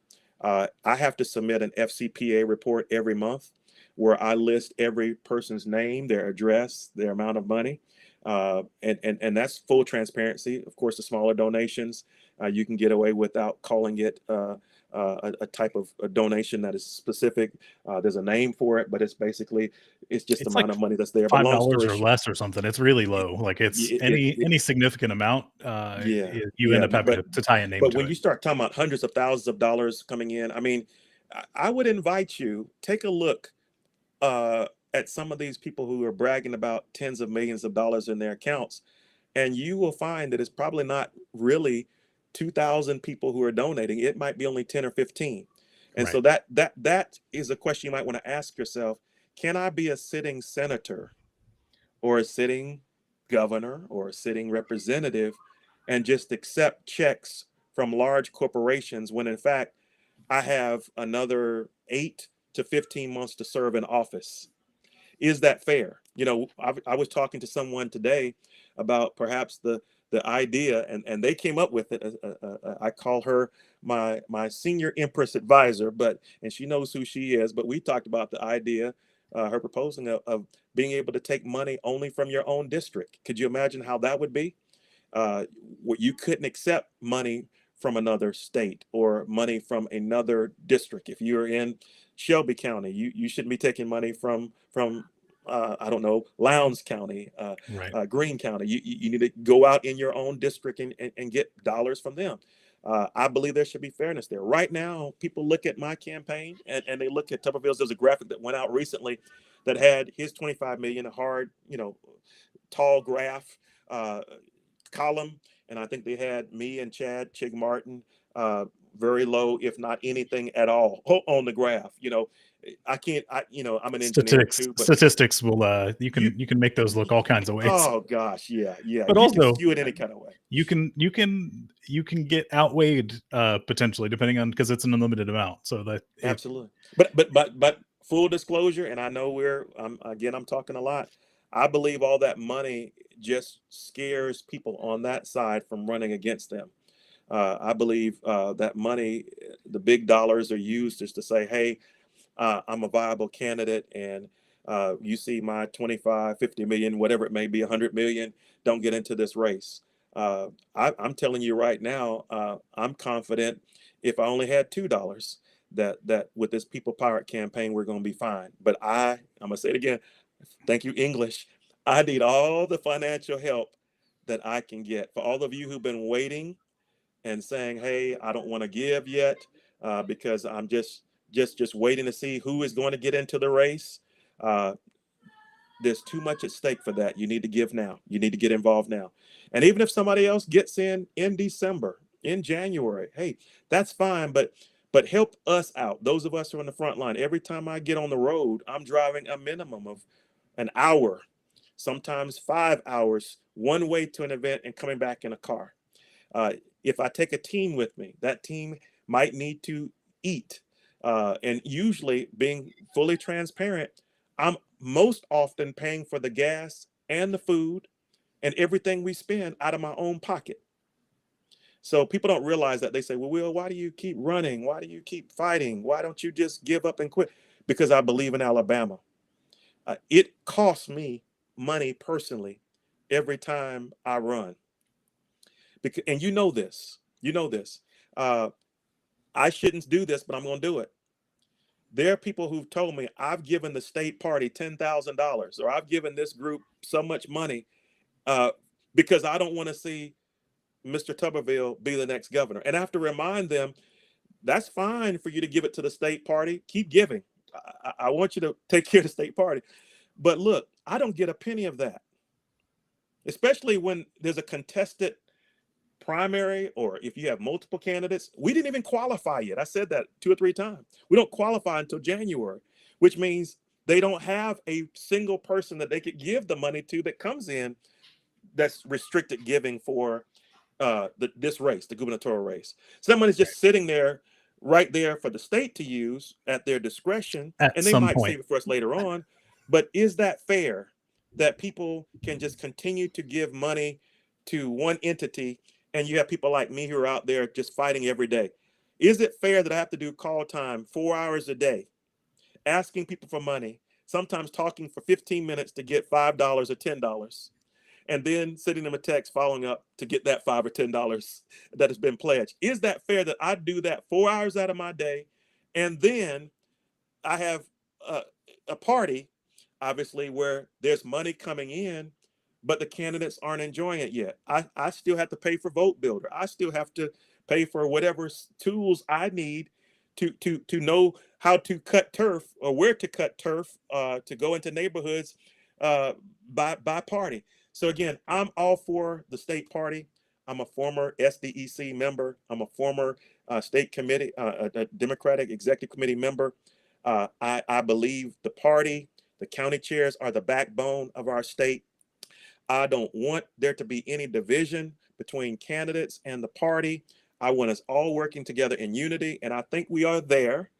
But I also think there has to be, and we need to rethink this, there needs to be a mechanism for candidates who are willing to put their time in, who are willing to get in the fight, put their necks in line. We take death threats. We take all kinds of things. People say all kinds of nasty things to us online. People people come at us all the time, put stuff out there that's not even true. We have to defend stuff sometimes, and sometimes you ignore stuff. That all said, I think there should be some pool for candidates to pull into, where we can say, yeah, when we become the nominee, we can enjoy the full amount of the money that's been collected, but there ought to be something there for us to tap into, and we just don't have it right now. So I might be rambling for just a minute, but I hope I'm speaking for everybody as I'm at the top of the ticket, all the way down to the bottom of the ticket. We need your help. So not just Will Boyd, but support people who are running for city council, financially support the people running for mayor, financially write a check, Cash App, hit through Act Blue, or whatever tool you use. If you're Republican independent, support the people you believe in with money, because we need the money to get out and get people's attention in this race. Well stated. I will follow with one question, and then Yes, sir. we can be done. So, No, you're good. You're good. well, I think it bears the question of whether or not your campaign would accept money from a group like APAC. No, sir. Perfect. And a short, quick answer at that. I will take it. So I don't have anything else. We went through all the questions that I had ahead of time. If you were watching on TikTok and put in questions, I apologize. I tried to mention it a few times in the chat. I can't see that on my end. So if you found that frustrating, like I do, please complain to TikTok and tell them to fix their desktop studio app that we are currently streaming from. So, Dr. Boyd, I appreciate you taking the time to sit with us for nearly 2 hours. I appreciate it. That's You sat okay. through all of the questions, and you've already mentioned where people can find your campaign website. You mentioned there's several social media platforms. I think you mentioned TikTok and Facebook. Is there anywhere else that people should look for you on social media? Yes, sir. Social media, once again, TikTok, Facebook, YouTube. Um, um, I'm sure there are others out there. There may be Instagram. others. You have a team of 700, so check the website There you for go. links to all the Keep social going. media platforms. I did look, I'm scrolling off to the right here because you said you couldn't see it. I keep getting the beard and the glasses. I have to come back here, but Yep. I think there was a question about my opinion on lotteries. So if I Okay. could, Yeah. want to make sure. Yeah, I do support a lottery in Alabama.